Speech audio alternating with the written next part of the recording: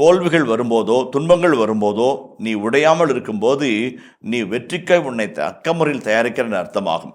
நம்பிக்கை இல்லாமல் தொடர்ந்து போராகும் போது வெற்றியின் பாதையிலே தடம் பதித்து நடக்க ஆரம்பித்து விட்ட அர்த்தமாகும்.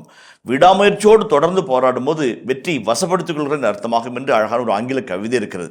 தாவீதைத்தான் செய்கிறார். முதலாவது, தொடர்ந்து வருகிற துன்பங்கள், தொடர்ந்து வருகிற சவால்கள் உடையாமல் இருக்கிறார். மன உறுதி குலைந்து போகாமல் இருக்கிறார். அங்கலாய்க்கிறார், ஆற்றாமல் புலம்புகிறார். ஆனால் தன்னை இழக்கவில்லை, நிதானம் தவறவில்லை. அது மிகப்பெரிய வெற்றி. இரண்டாவது, பொறுமை இழக்காமல் இருக்கிறார்.